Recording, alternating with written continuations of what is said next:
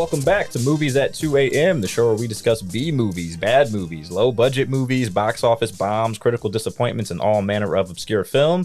I'm your host, Bryce Huffman, and I am joined by my bestest friend, Asher Miller. How's it going, Asher? It's going pretty well, man. Happy to be here. Thank you, JG. Thank you. Wow. Yes. I feel very honored. You should feel honored because today we're discussing an absolute classic of a movie. The 2009 Blaxploitation comedy, Black Dynamite. Dynamite!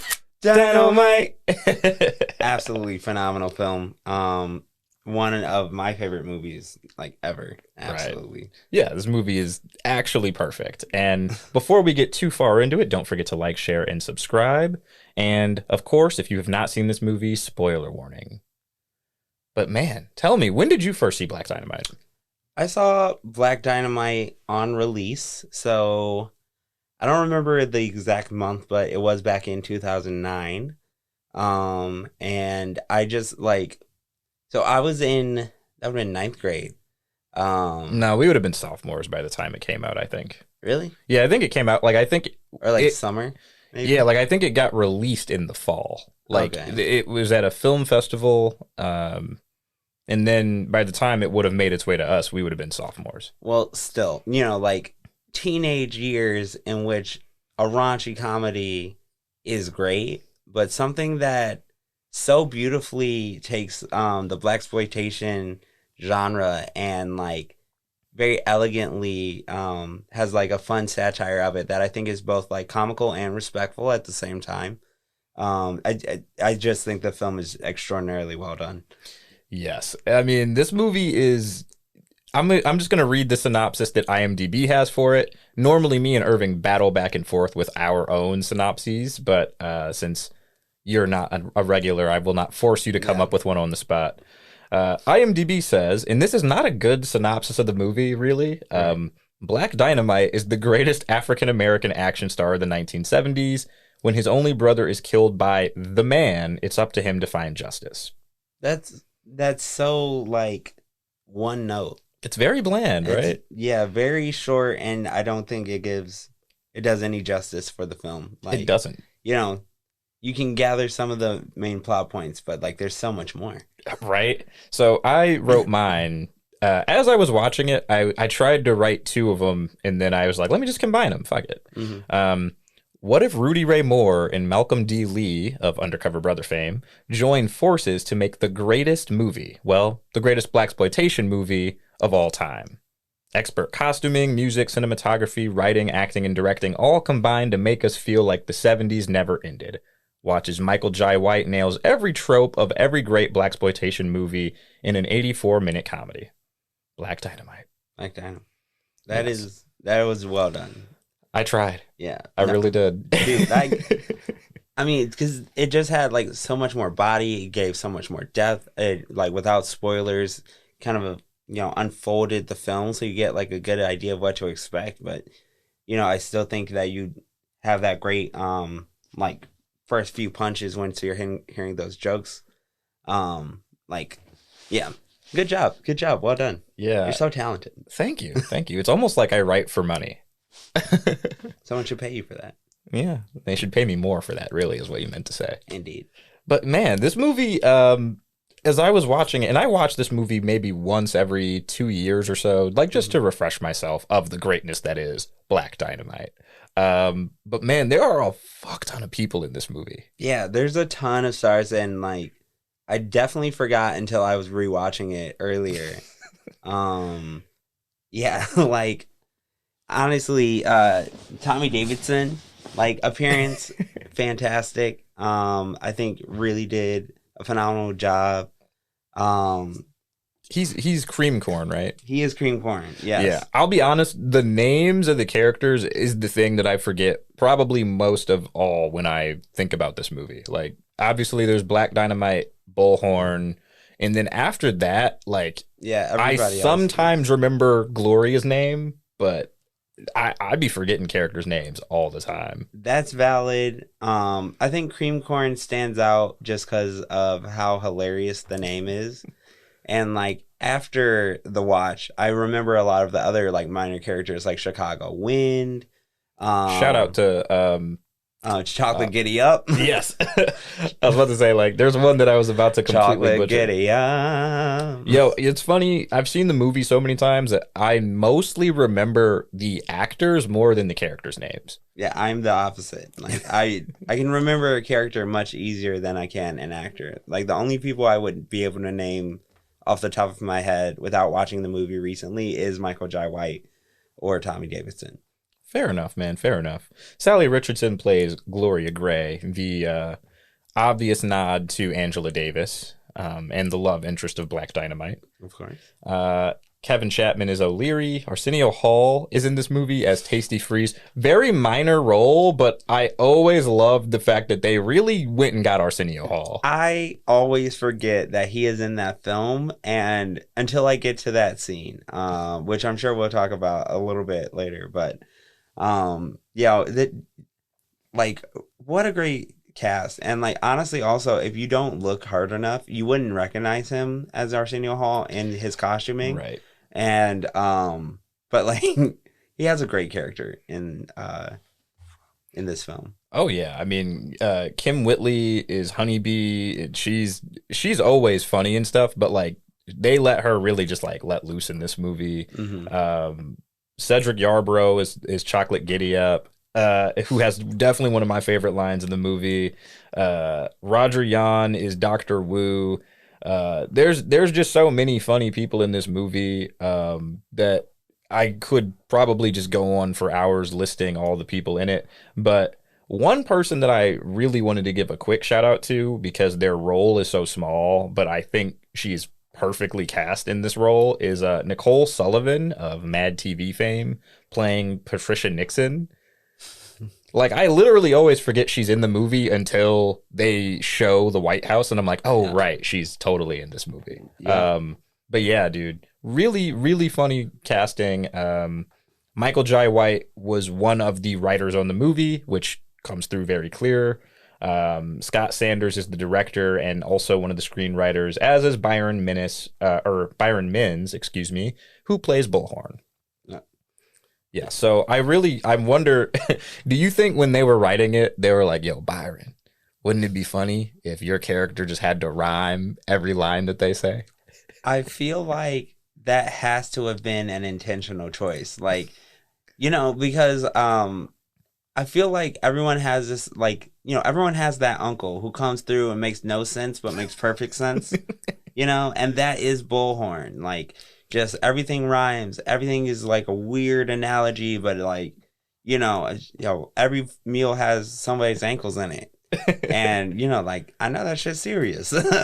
Yeah, man. So, I mean, shout out to both of them, or I should say all three of them. Scott Sanders, I have only seen Black Dynamite of his. I haven't seen his other film, which I'm totally blanking on the name of right now. But either way, very talented group of folks put this together. You could tell they really, really love Blaxploitation movies. Otherwise, you just would have never been able to fit this many references in. Yeah, man, I fucking love this movie. So how much do you think this movie cost to make? I think that it's probably deceivingly expensive. Like it's intentionally looking low rent, but there's a lot of explosions in the movie as well. So that's going to drive up the price. But I'm not like super good at this game. So if I were to throw out a guess, maybe like 1.8 million. 2.9 actually. Oh. Which given the number of explosions and just the number of people in the movie makes a fair amount of sense. Movies are very expensive to make, kids. How much do you think this movie made at the box office? Do you think it made its money back? One thing I do know is that it was not as large of a release as I think it should have been. I don't think it would have made all the money back, but I think they probably would have done pretty well. They did not. This movie did not even get 300,000 at the box office. Now, what? I will this now before we get too crazy. So it's precisely was 296 at the box office. It did not have a long theatrical run though, and something tells me this movie made a lot of its money back when it hit streaming services and when it got home release, because the movie was successful enough to let Adult Swim make a spin-off cartoon. So that is true. It had to have an audience somewhere for them to do that. Yeah, I mean, and I think most of the people who I talked to in our age range had seen the movie, or at least would go watch the movie after, I would recommend it. Yeah. Yeah, that's the worldwide box office number, by the way. Domestically, it made 242,000. Okay, dang. Yeah, it's sad, but it's also, when you make a movie, a very niche movie, I think, you're spoofing Blaxploitation movies and it's 2009. You're probably not looking at a massive hit, but you're also, you're making a movie that clearly critics, for the most part, enjoy. Right now, it has an 84% on Rotten Tomatoes with 61 reviews. On Metacritic, it's 65 out of 100, which is a bit lower, but I trust Rotten Tomatoes a bit more with my movie reviews anyway. That's fair. Entertainment Weekly gave the movie an A, so even popular outlets like the movie. One critic, Owen Gleiberman of Entertainment Weekly, wrote, "Black Dynamite blends satire, nostalgia, and cinema deconstruction into a one-of-a-kind comedy high." And yeah, that's pretty spot on. Yep. That's, I think, a very concise synopsis of how the movie just feels.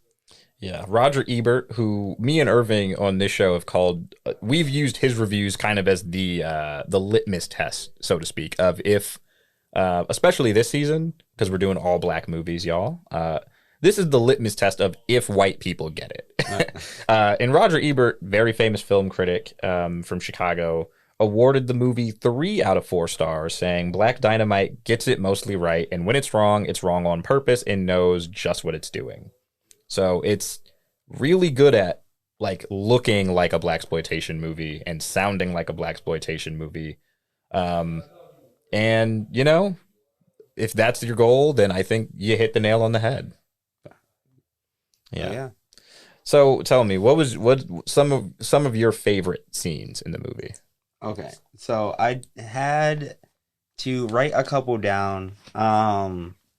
I think that the opening sequence when you're getting introduced to Jimmy and he's getting killed, from the beginning it just sets me off laughing how he has the British accent, he's got really awkward slang, he gets murdered, and then you go into this very classic Blaxploitation style introduction with the cutscenes and the explosions and Michael Jai White just running around beating the shit out of people. It's really I started cackling as soon as I turned on the movie today. And that was pretty fantastic. I want to say that my favorite scene is probably when they are getting together to figure out the plan once they raid the warehouse full of the malt liquor. Yes. The series of clues that they follow is so absurd. And when and for me the real turning point is what else is Mars? The Roman god of war. That's when I was just hold on. We're jumping from M&Ms to Mars to anacondas to Little Richard to a fiendish plot by the United States government to shrink penises. Yeah, so for people who haven't seen it, I'm sure that came off wild. The villain of the movie is revealed to ultimately be Richard Nixon because it's the 70s and he's the ultimate villain. He's the ultimate evil white man because he's real. And his plot is to use malt liquor, anaconda malt liquor, to shrink black men's penises. And given how much black people love conspiracy theories, particularly those that relate to Richard Nixon and or Ronald Reagan, to me, it's perfectly fitting for this movie and what this movie is. Yeah, 100% I would agree. But the layers of villains that you uncover also as the movie progresses is so good. From like street level dealers, then you get the guy, like the random Italian guy who gets killed in Mike Starr, his yeah, character. yeah. I mean, like his What screen is time is pretty short. His character's name is what is his character's name? I couldn't even remember. Raffelli, yeah. You know, he's running the mob, and he just gets killed in a montage of Black Dynamite cleaning up the streets. But like, you know, you go from him, then you get to O'Leary, then you get to Fiendish Dr. Wu. Yo, like, and the first time I saw this movie was with you. You had already seen it. Yes, it was me, you, and Elijah, and I think Elijah hadn't seen it either. Shout out to Elijah. That's our younger homie, a little homie right there. We were watching it, and when they were like, we're taking a boat trip to Kung Fu Island, I lost my shit, bro. Man, that was so funny. Immediately, all you think of is Mortal Kombat. And yeah, man. Like, you can tell, like, when they were writing the movie. Also, quick aside, they had a trailer before they had a script. So it started off as kind of like a jokey, spoof trailer of Blaxploitation movies, and then they made a movie about it. Okay. So when they were writing the script, like, they really had to know all the tropes that they were going to use going in. And Kung Fu Island is like one of the greatest, maybe not bigger tropes of Blaxploitation movies, but god damn it, that shit is excellent. That was a really, really nice touch to add in there. You have all this like action happening in inner cities, and like several car chases also, which are like hilarious, because I'm like, the traffic is so clear. But like, once you get to the island, there's like it's a really, really awesome way to like expand the world, and I think they do it. They just do everything so well. I've said that a lot, but like, I have nothing but praises for this movie. Like you said, I think it's actually perfect.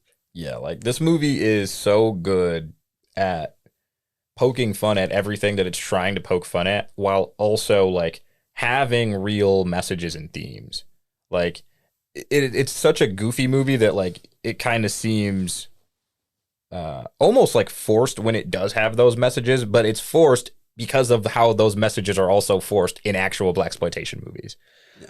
Like, the running gag of Roscoe's not knowing the chicken and waffle combo yet is incredibly underrated to me. Man, that is actually... What was the original It was chili combo? And donuts. Chili and donuts. Yep, Roscoe's chili and donuts. I think I gotta try something new. Chili and donuts just isn't working out, Black Dynamite.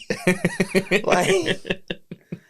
And in that same scene in which they're connecting all those crazy dots, the waitress comes over to cream corn.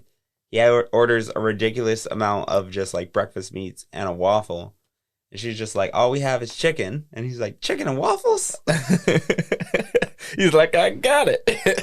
Like, I love that scene. It's so silly, but it's like, it just hits perfectly. Yeah, like, the movie knows exactly how to play up the tropes that it wants to play up. It knows exactly how to sneak in the references it needs to sneak in.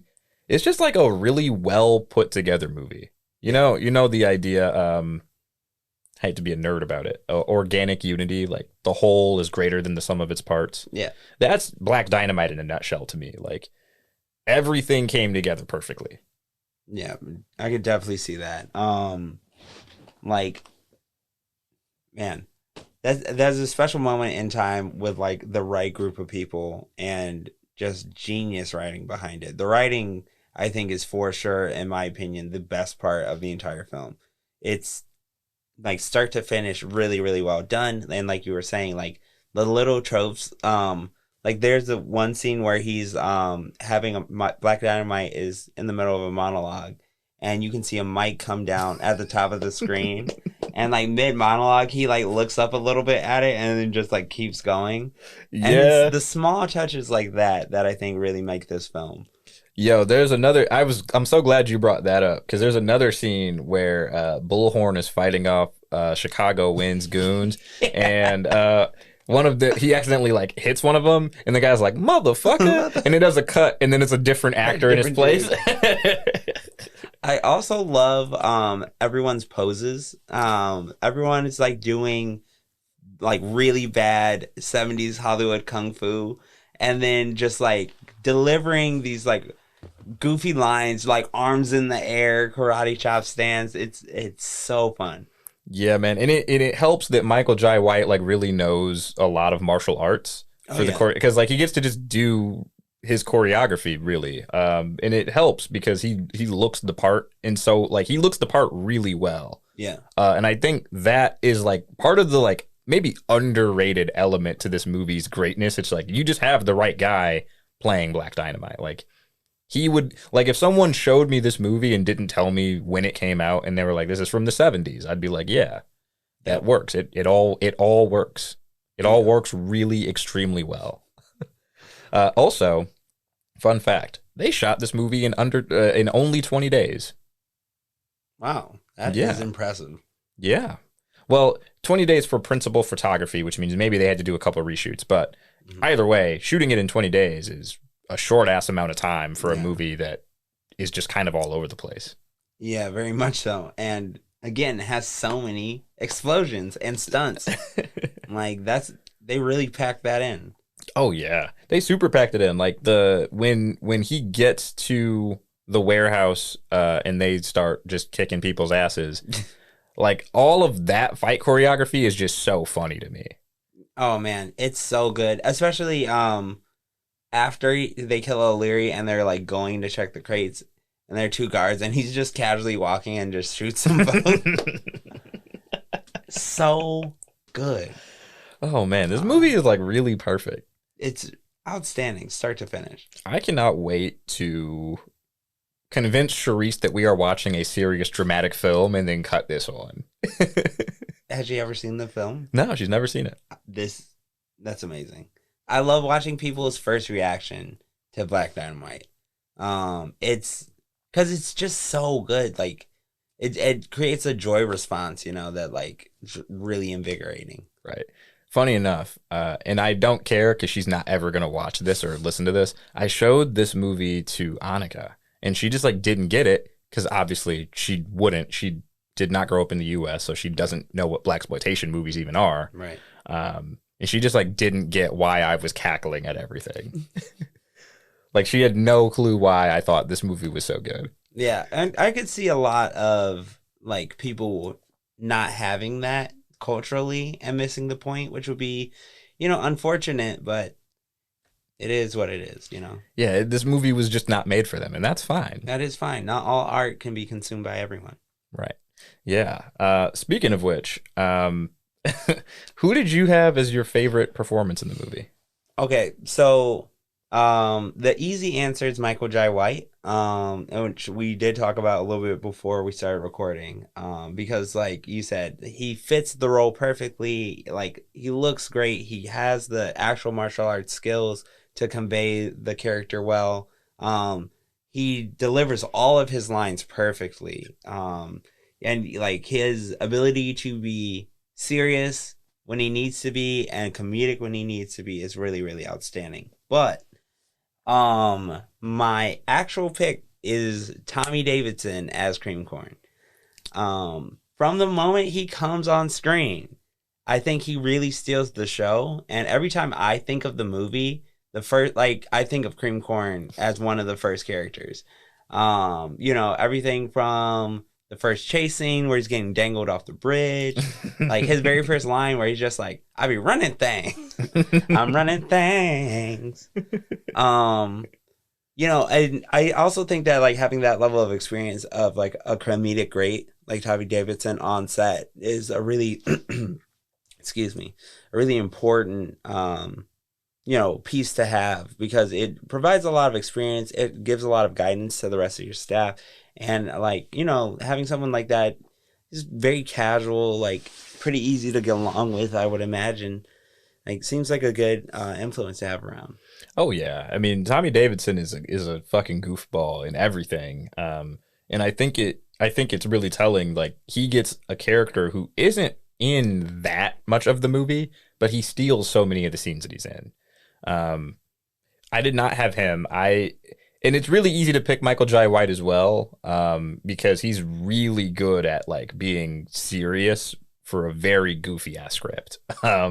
Like especially the moments where he's like reliving his childhood trauma, and you could just see it in his face. I'm like, he's so good at it. He's so good at it.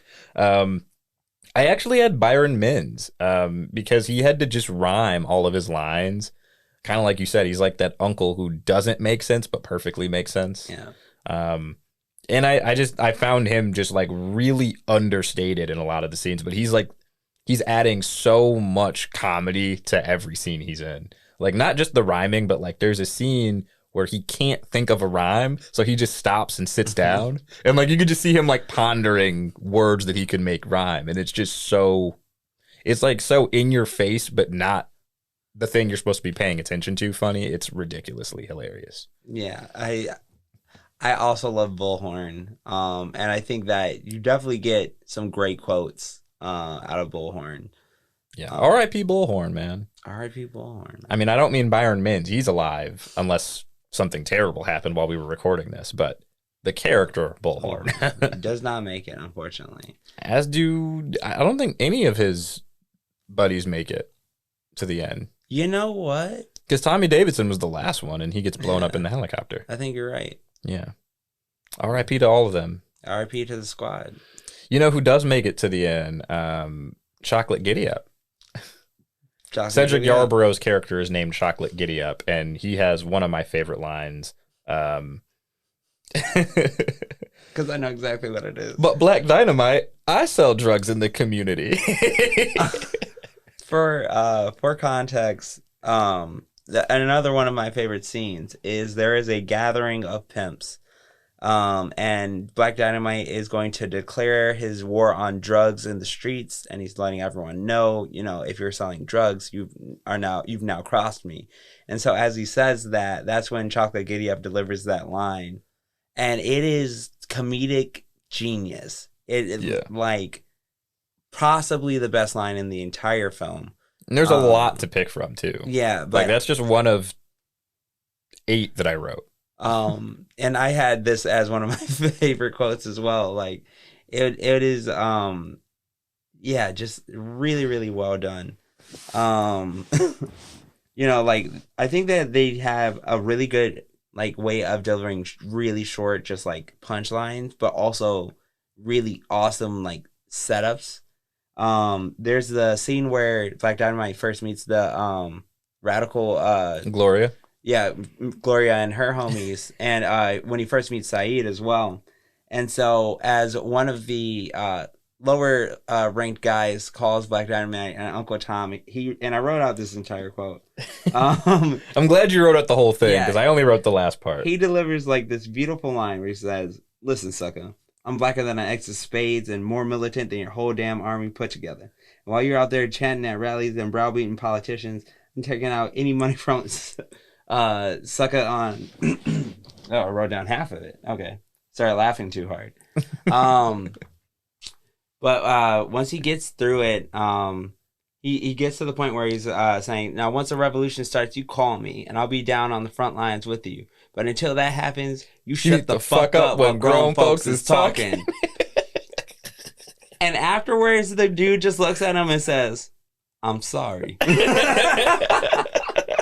And oh man, this movie is amazing. Legitimately, like, it builds. You feel like this really like strong tension building as Black Dynamite's like telling this really impassionate story about all the work he's doing, and then he just delivers such a killer line. Oh yeah, it's outstanding. Yeah, man, this movie's really good at letting like really like important conversations in the Black community that are still important today happen, only to be like immediately like hit in the face with a really fucking funny line. Like like the first time I saw this movie, like I think I literally fell off of Elijah's couch. I think you did. I think I also did with you. I think we all got off the couch when we first watched it, because I can tell you this, the first like 7 times I watched the film still had me cackling to the point where I couldn't breathe. Yeah, like I was, like even today, like I saw this movie when I was like 15 or 16, And I am 28 and I still laugh like a goddamn hyena when I watch this movie. Dude, it's outstanding. I was cackling the entire time. Like, I say cackle because it's an accurate description of how I laugh, but Right. My actual favorite quote is a quote that is not said in English. And I think you know exactly which one it is by that description. When Black Dynamite is fighting the fiendish Dr. Wu, he says, in probably not real Chinese, I swear on the ghost of Abraham Lincoln, I'm coming to emancipate and proclamate yo ass. And whichever of the three screenwriters wrote that particular line deserves all of the kudos. that is creativity at its finest. Yeah, like it's really just like a movie of creative ass ways to pay homage and just be fucking funny. And be goofy, like take something like not serious and then make it less serious, Yeah. but in such a really, really good way. And there's like so many examples of that. I think that especially when you get like out of nowhere punchlines too, when he comes back and drops off Gloria at the safe house and, they're delivering lines back and forth. And then the one lady comes out of nowhere and says, she just chimes in out of nowhere. And then Black Dynamite's like, Euphoria? I know that was you. You better shut the fuck up. Don't make me send you back to Crenshaw Peak, them hot ass co-hangers. And like, it's just a really ramps up out of nowhere. But like that line always makes me laugh. And like, there's just so many examples. Yeah. The movie also does this really, it's actually I hate to sound like so academic about it, but I write movies and shit, so it's funny as fuck to me, like looking at it. It does this really cool like wink and nod with the audience where it acknowledges how batshit crazy Black Dynamite is while like letting the story keep happening. like there are so many moments where Gloria, who's kind of like the Angela Davis type, in real life would be like, no, this nigga is crazy. But it just like, it lets you sit in the moment where it's like, oh, maybe she's going to say something or maybe she's going to react. Oh, no, it's just going on. That actually reminds me of another scene where they're out on their little date. They run into those girls jumping rope. And then they introduce themselves and the little girls are like, my mom said my daddy's name is Black Dynamite. Yeah, my mom said my daddy's name is Black Dynamite too. Hush up now, little girls. A lot of cats have that name. Like, yo, a lot of cats have that name. Yeah, bro. And Gloria's literally just like sitting there on the side, just like kind of processing, and it looks like she's deciding on if she does want to address it or not, and then just move on. Yeah, man, this movie is like actually pretty fucking like it's very intelligent. It's like really, really smart. Yeah, like the scene where they're at Roscoe's Chili and Donuts for the first time, and the dude in the donut costume is about to shoot Gloria. Black Dynamite shoots him just in time, and she's like, "How did you know?" And he's like, "Donuts don't wear alligator shoes." and the camera just pans down to his shoes. I'm just like, this movie is amazing. It's so good, and like you said before, like does such a good job of paying homage to like the art form, but also just makes everything so funny. Yes. So normally, this would be the point in the show where I ask, what would the sequel or reboot be? But this movie was already given an animated spinoff on Adult Swim, which I think lasted for like 3 or 4 years, about 20 episodes. There was a web series called Black Dynamite Model Citizen on YouTube, which I've never watched, I've not seen that. Yeah, I just found out about it earlier when I was researching. And there have been talks to do a sequel as recently as 2021. It was slated for production in 2021 with Michael Jai White writing and directing. So, instead of asking what a sequel or reboot would be, what are some things you hope to see in Black Dynamite 2? Well, that's a really interesting question because I think that a sequel to Black Dynamite is very open. You don't feel like you're shoehorned to like try to jump back onto the same story because there's a lot of resolution that you had at the end of the film. And so, I think that having in the second movie, I mean, I don't even know. I kind of just trust the process because the first film was so good, and I'm not, for those of you who don't know me, which might be most of you, unlike Bryce, I'm not involved in like writing or film.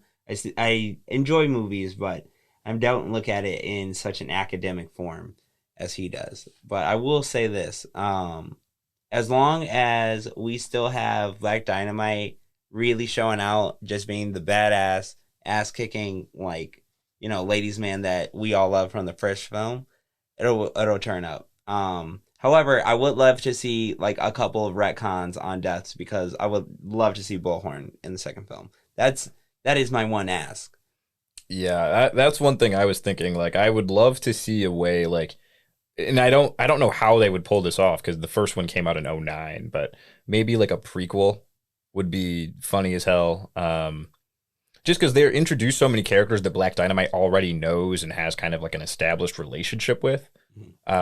If Black Dynamite 2 was set before the first one, I think that would be funny as hell. And it might even be funnier now that all these actors are older. Maybe, there's a lot. I don't know. That'd be really cool. You could do something like after he came back from Nam, Right. Hanging out with O'Leary and like he first links up with Bullhorn or something and they have a little side adventure. Or I mean, maybe the sequel just takes it straight to the '80s, and it's like, well, now there's a new evil white man, Ronald Reagan.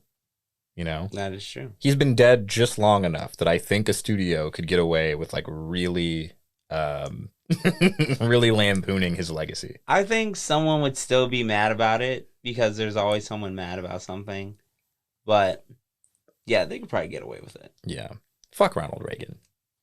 Also valid. Yeah. No one's gonna cancel me for saying fuck Ronald Reagan. I don't think so. Also, like, this is old politics. Like, there's a lot of analysis out on that.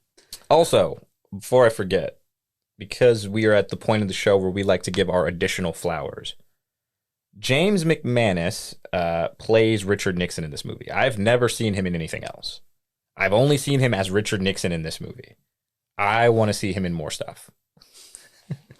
That's fair. He does a really good Nixon. Yo, the voice, like I don't really know how to describe.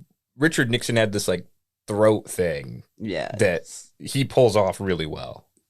Yeah, he has the demeanor. Like, I don't know, obviously being younger, and I've only seen like some clips of Nixon. I'm not gonna act like I've gone back and watched like a lot of like old speeches about Nixon, but like sometimes I've seen a lot of caricatures, I would say, of Nixon across the years, more than I've actually seen like some of his actual speeches.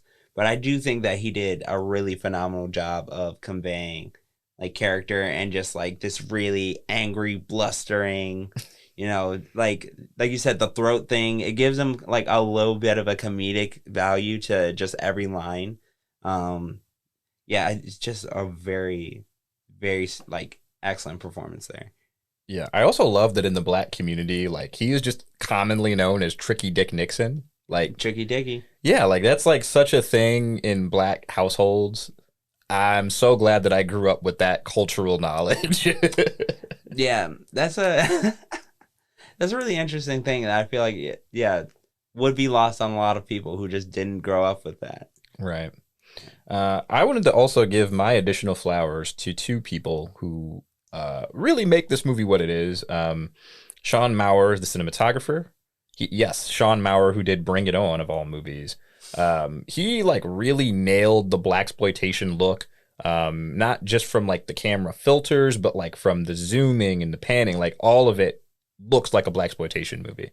And then Adrian Young, who the composer who did the music and edited the movie. Yes, that I 100% agree with. The score for the film is excellent. It's super perfect. It has like so much. If you ever seen Superfly, like you get that exact like feel from it.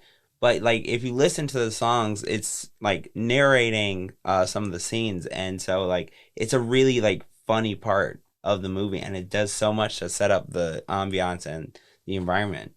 Yeah, and I mean the music of Blaxploitation movies, a lot of that music is just excellent in general, but like the way that it fits with the story is just like really it's really underrated to me. Like how good of a job Adrian Young did with this, because he also edited the movie, so like I don't know if he did the music first or if he, had all the footage and then edited it, but either way, like he absolutely nailed it. So if you're listening to this, Adrian Young, I've been a fan for a while, but rewatching this made me an even bigger fan. And yeah, that's really it for Black Dynamite. Did you have any closing thoughts you wanted to give? I just think that a film like Black Dynamite, you see, I think it growing in popularity, not necessarily a cult classic, but something that's a little bit lesser known. It's just like a very awesome like piece. It's very black. It's very fun. It, like I said, is like very respectful, but it doesn't take itself too seriously, and it's just a great work of art. And so, if you have not seen it, you're watching this episode, that'd be weird, but you should go watch it. Yeah, and I think this movie is the greatest Rudy Ray Moore Dolomite fanfic of all time. So go watch it, you jive turkey. For Movies at 2 a.m., I'm Bryce. And I'm Asher Miller. Peace. Peace.